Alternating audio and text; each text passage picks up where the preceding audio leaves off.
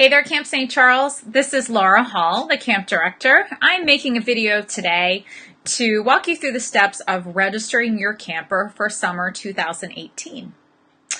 We are already ready to start enrolling new campers. We have an open house, a fall open house, which is new for us. So I'm encouraging all of our returning parents to go ahead and log on and reserve your spot for 2018. So I'm going to start here at the main camp website, and you're going to start by clicking right here, Register Now. This is for using our online registration. If you'd rather not use online registration, you have a PDF option. You can click either Future Families or Current Families and select the Camp Forms tab, and then you will see a PDF version of our application. If you'd prefer to complete that and return it, that is definitely an option for you as well. And then here is the application for tuition assistance. There are some additional offline steps if you are applying for a campership or tuition assistance for camp. All right, so let's go back to online registration. So to begin, you're going to double-click Register Now, and that's going to redirect you to the Bunk One site. And within Bunk One, you have a couple of options. Over here is where you're going to begin if you're a returning camp family and you already have a Bunk One account. I encourage you to please use the same email address and account for payment that you did the previous year. It helps to link your past registrations, and it's helpful on our end of things rather than creating a new account each year in which your child's camp history will not all be linked together. So it's helpful to us. And if you've forgotten your password, they have a helpful little link for you to click to get started. If you're not sure about the email address that was used, you can reach out to us and we'll help you. Okay, so if you're new to Camp St. Charles, you're going to begin over here with Register Here and create an account.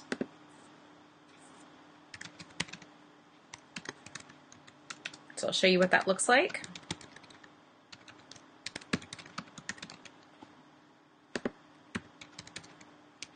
Please make sure if you're creating a new account that you're using an email address that you are going to check often and receive pretty reliably. We sometimes use email to reach out to parents about non-emergency things like your camper would like another pair of sneakers, or could you bring some clean socks on visiting day? Things like that that aren't urgent. Of course, if something is urgent, we're absolutely going to call you, but it's helpful if we have a reliable way to reach you by email as well. Okay, so this account is for me, so I'm the parent. Setting all of this up, create a password, and you want to hang on to that because your Bunk One account is also going to be used to view pictures and send and receive bunk notes if you'd like to do that during the summer.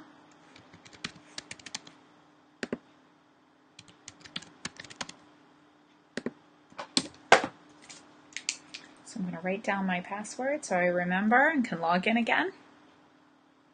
Okay, and then you're going to add your camper, just real basic information. For our purposes here, I am going to use my dog's names. So I'm going to register Hutch and put in his birthday.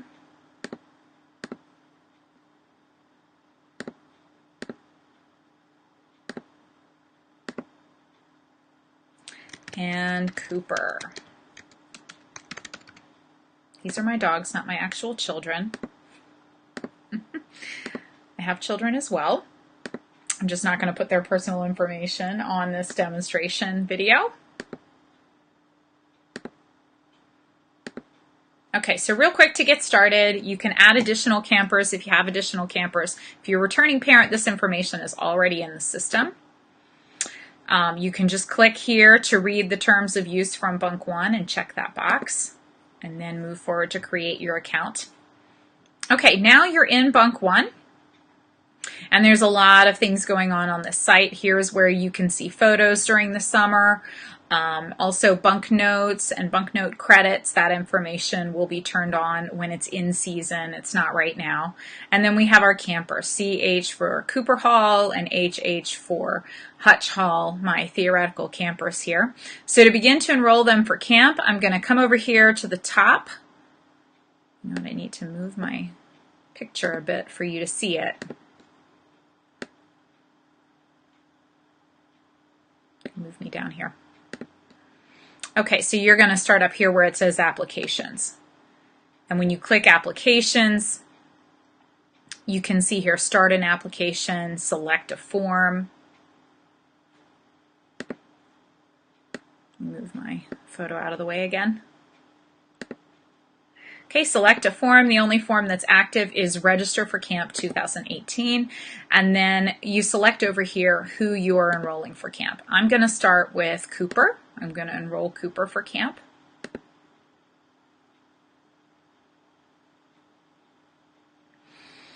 Okay, and there's a lot of information. Not all of it is required. Some of it is helpful. You can do this on your phone. I think it works a little bit more smooth on your computer. But you have address information and all that kind of stuff. Cooper does not go to school, so I'm not going to fill that in. His grade, we're going to imagine that he is in the 1st grade. And address. Put the camp address.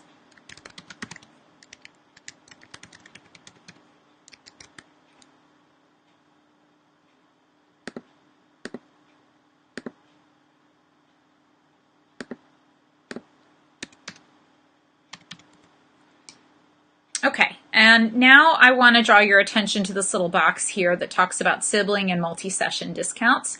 These are discounts that apply for families that have more than one child or have a child attending for more than one session. So Sherry is our registrar, and she is going to review every application and make sure that all of the discounts that you're eligible for will be applied. So don't worry. If you miss something, we will double check it. So I have Cooper here that I'm enrolling, so I'm going to choose a session for Cooper. Cooper is going to come to session 2. And then when I selected the session, you'll see a drop down appears with age groups and other information. Let me get this out of the way for you to see. MIDI, minor, major, and mentor. These are the age groups at camp. And this is something that sometimes gets missed. You don't have to select one. But it is important. It's part of how we group children at camp. So you want to think about the age that your child will be at camp. I have Cooper in here as his birthday as 2010. So he would be 8 during the summer 2018. So he would be a MIDI camper because he is between 6 and 9 years old. Now, if you have a camper that's been attending camp as a MIDI every year, 6, 7, 8 years old, and they are a mature 9-year-old, and a lot of their peers are 10, you might in that case select minor as the age group for your camper who is not quite 10, but close to 10, or will be 10 in the fall, or 10 soon after camp. We are flexible with kids that are real close to the age cutoff. Likewise, if you have a 10-year-old who enjoy spending time with younger kids and maybe would be happier grouped with the middies, you can do that too. So those are the age group selections that you have there. It doesn't affect the price except for majors. Major campers are 12 and 13 or a 14-year-old attending for the first time, and there's an additional charge that covers their King's Dominion trip. Included in the $90 fee for King's Dominion is the bus transportation, the park ticket, $30 spending money that we will give to your child when they arrive at the park, and their camp t-shirt. So those are all things that are included in that fee. So if your camper will be 12 or 13 or a first-time camper who's 14, that's what you want to check. And then in addition to the age group drop downs, there's a little drop down here. First registration, second registration, third registration. If you leave this blank, it assumes you're a first registration. This is the early bird rate of $13.45 displayed online right now. And this is my first camper, so I can skip it or I can click first registration. The price is the same there. So that's what I'm going to do for Cooper. Then I scroll down below the sessions, camper's preferred name if different from above. If your camper's legal name and the name they prefer to go by are different, you can add it in there. Information about the church your camper attends. This just kind of helps us track where our campers are coming from. Is this your camper's first time attending? Cooper is a returning camper at this point. And then how did you hear about camp? Again, that's helpful information, but not required. If there's another way that you heard about camp other than these listed, you can add that in here. Who can we thank for recommending Camp St. Charles? This is the next block. This is part of our referral credit system.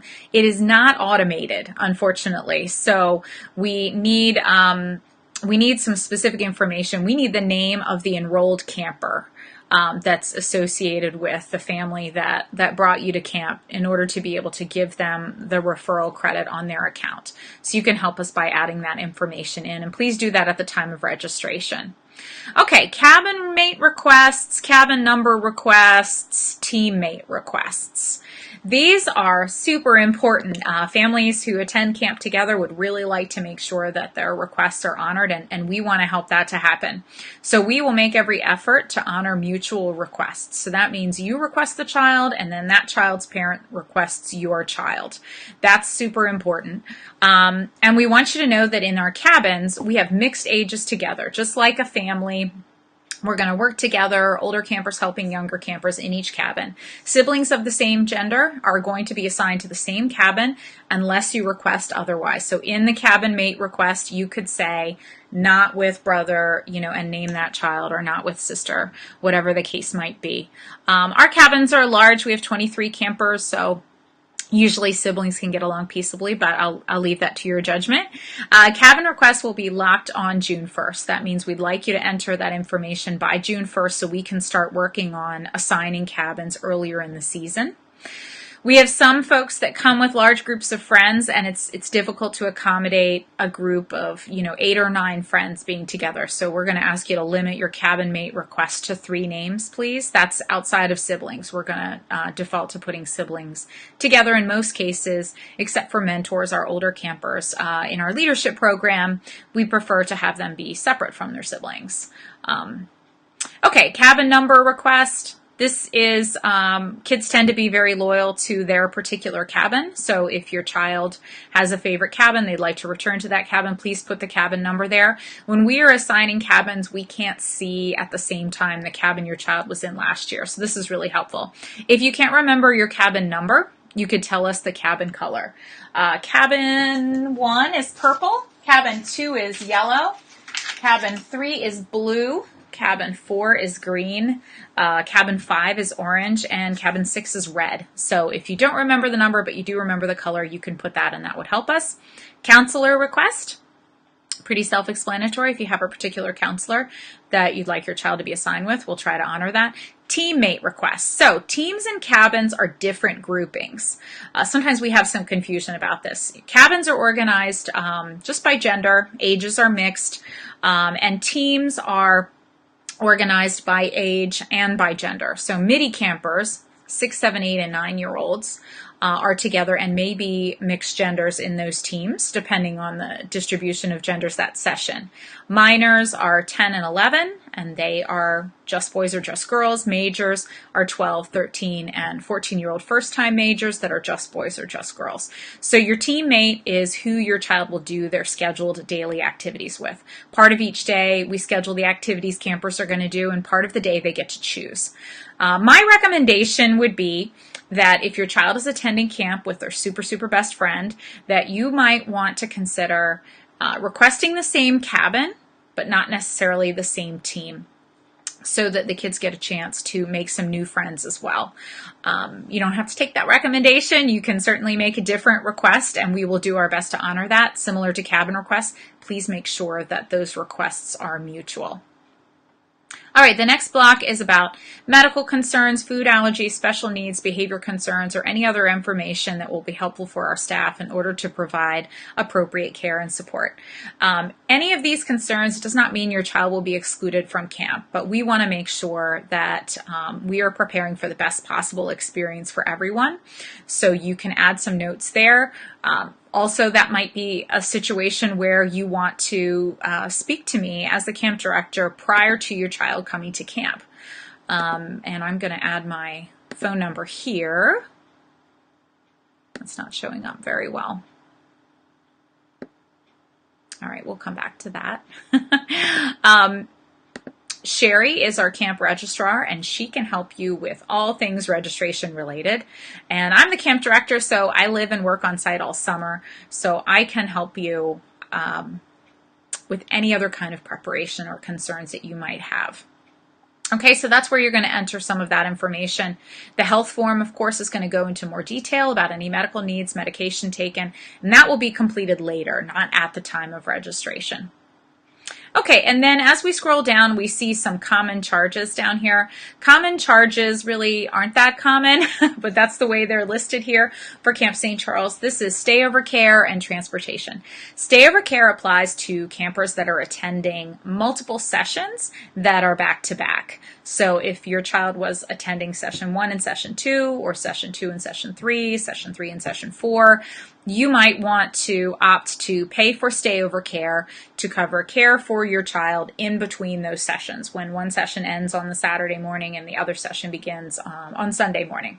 So a counselor will, take responsibility for your child, take care of their laundry. We go as a staff on some kind of an outing in between sessions. So your camper would attend that outing. It might be a minor league baseball game. It might be some other kind of event, and make sure they have dinner and get snacks for their trunk and get set up for the next session. You don't have to do that. You can pick up your child on the Saturday and take them home and return them to camp the next day, but that's an option as well.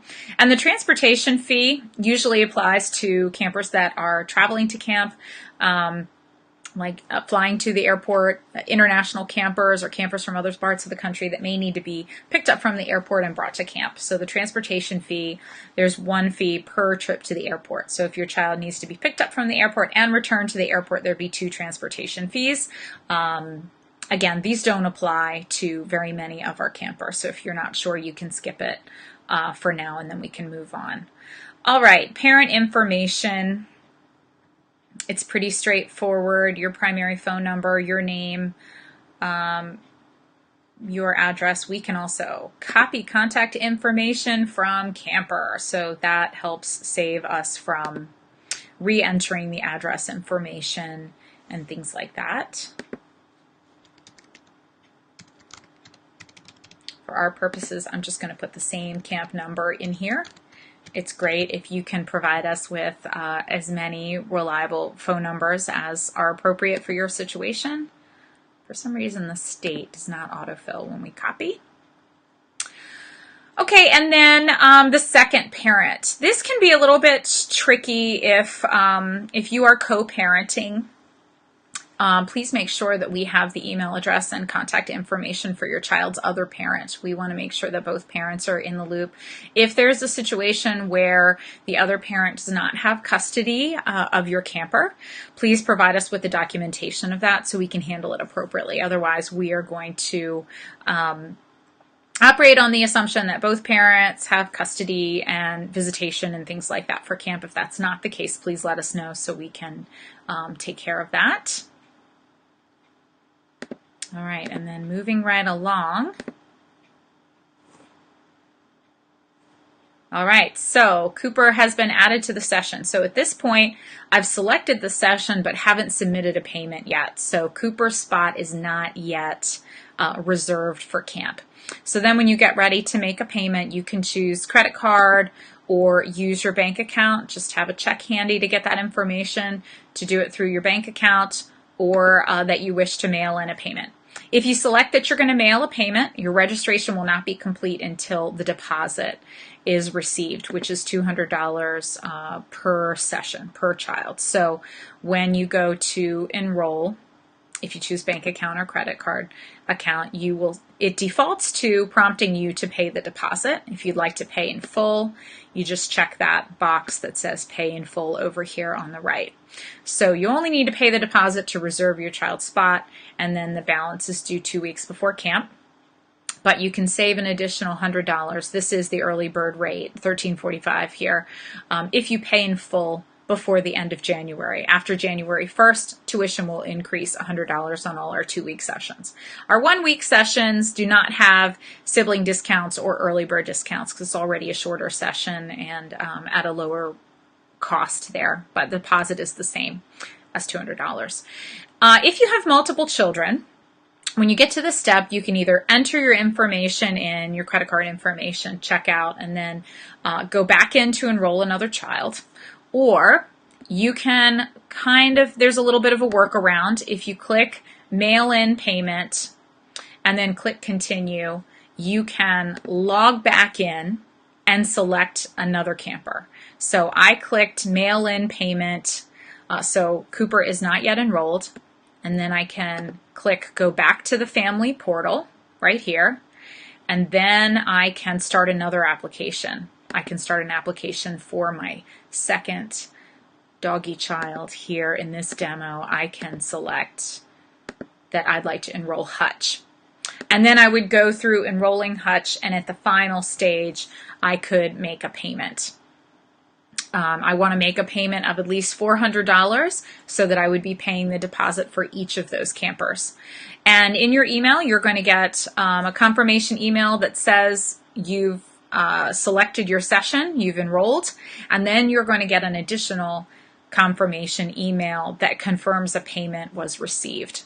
This is my number right up here, the 301-934-8799, and info@campstcharles.org is one of my many email addresses, so that's another way that you can reach me. If your question is specifically about registration or whether your health form was received and payments, most of that is going to go to Sherry Belisle. Sherry is our registrar, and she is also a teacher, so it's easiest to reach her by email. You can email her registration@campstcharles.org, or you can call her, of course, and leave a message, and she will respond to your message in the evening. I also receive copies of emails with payment confirmation, so I can help you with that part as well. And that is registration for 2018. I hope that was helpful to you. If you have any other questions, please feel free to give us a call. Like I said, if you're a past camper, you should be able to, a past camp parent, you should be able to log in, select that application tab, and then begin registration for your camper. All right. Thank you very much. Looking forward to another great summer at Camp St. Charles. Bye-bye.